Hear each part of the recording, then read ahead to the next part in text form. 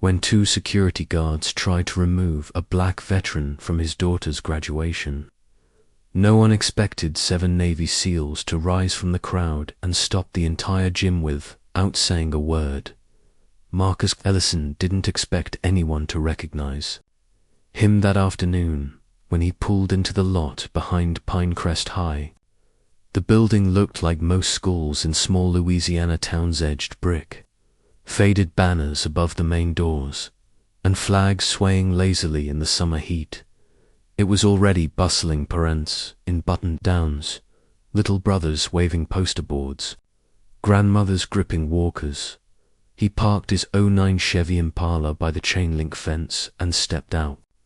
His deep green marine dress uniform fit with the precision of habit.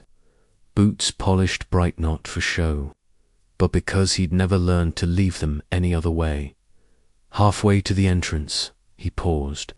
His posture was as straight as the flagpole. Out front, his calm face holding the stillness of someone who'd seen life from far too many angles. Marcus had driven nearly 9 hours from Shreveport to watch his only child, Amaya, walk across that stage. He could have flown, but the Impala was his late wife's pride and joy. 2 years gone now, and he still felt her riding beside him on long drives. Before going inside, he opened the glove compartment and pulled out a worn photo, his wife holding baby Amaya, smiling wide. He slid it into his jacket pocket. "I told you," he murmured to the picture, "I wouldn't miss it." Inside, the gym was alive. Metal chairs lined the floor, bleachers crammed with people. The air smelled faintly of popcorn and floor polish. Marcus handed his ticket to a volunteer at the door, a small man with a clipboard who glanced, nodded, and pointed him to the second row near the center aisle. "Family seating, right there," the man said. Marcus thanked him, took his seat, and let his eyes drift toward the far end of the gym, where rows of seniors waited in their black gowns. Somewhere among them, Amaya stood tall, poised, and wearing her mother's eyes. He remembered the night she was born, how he'd arrived straight from a base in Okinawa, still in camo, dirt under his fingernails, just to hold her. Now she is 18. The music began, pomp and circumstance, and everyone rose. The national anthem followed. Marcus didn't move a hand to his chest. His whole presence was a salute. Then he saw them, 2 uniformed men moving purposefully down the side aisle, not police, private security. Black polos tucked into tactical pants, radios clipped to their belts. One was broad with a shaved head. The other was tall, wiry, chewing gum. They came straight for him. The shorter one leaned down. "Sir, I'm gonna need you to come with us." Marcus turned his head. "Is there a problem?" "Yeah," the tall one said. "This section's for family." Marcus calmly reached into his pocket, pulled out his ticket. "It's my seat. Family seating." The short one didn't even look. "We got told it's full." "It was full when I sat down," Marcus replied. "Who told you that?" The gum chewer shifted. "Look, there's seats in the back. Let's not make this a thing. I drove 9 hours to watch my daughter graduate," Marcus said evenly. "I'm staying right here." People nearby started glancing over. A phone tilted slightly in his direction.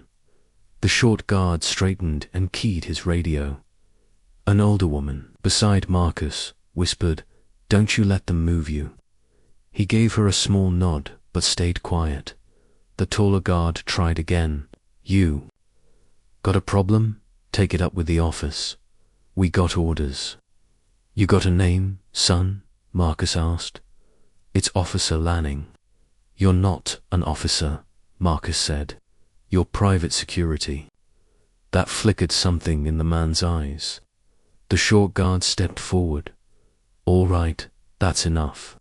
If you don't," he stopped, because that's when the far gym door opened. and 7 men walked in. No uniforms, no badges, but their posture gave them away.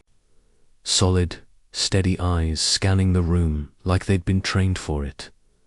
They didn't come in together, but Marcus knew them. He didn't turn to look. He didn't need to. The guards didn't know who they were about to deal with, and they were about to find out. One of them, tall, silver-bearded, wearing a black jacket, stepped into the center aisle. His voice was calm, controlled. "Is there a reason this man is being bothered?" The guards looked uneasy. "Sir, we have it under control," the tall guard muttered. "No," the man said, sharper now. "You don't." 2 more of the men stood from their seats, one in the bleachers, another by the far wall. Then another. They didn't speak. They didn't have to. Marcus had pulled each of them out of hell once years ago, in a desert where the sun came down like a hammer and bullets cut the air. Those men hadn't forgotten. The gym's energy shifted. Parents stopped clapping between names. Eyes turned toward the second row. "You've got 2 choices," the bearded man told the guards. "Walk away or see where this goes."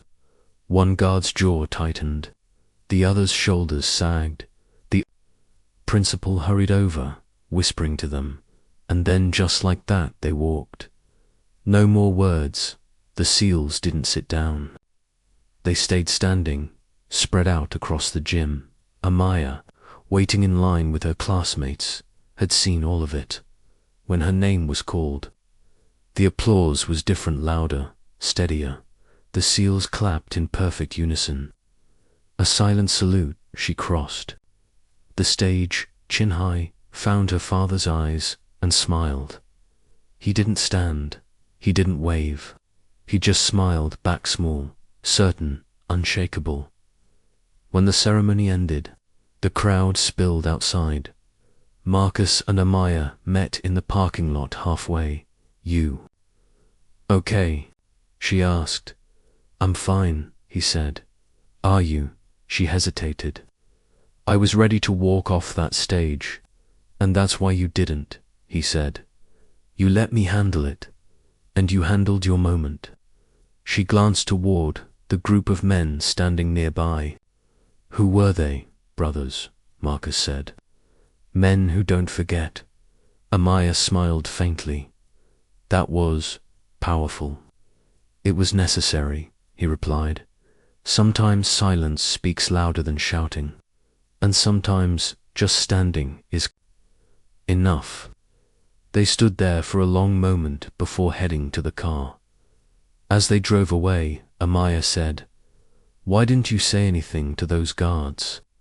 Marcus tapped the steering wheel. "Because I don't need to raise my voice to be heard, and everyone in that gym saw the truth for themselves." She nodded slowly. "I want to be like that." "You already are," he said. And as the Impala rolled toward the highway, the school faded behind them, but the memory wouldn't fade for anyone who had been there. For Amaya, that day would be more than a diploma. It would be the day she learned that strength isn't about how loud you get, it's about how steady you stay when the whole world is watching, and even when it eyes in single quotes. If this story moved you, don't forget to subscribe, share it with someone who needs to be reminded.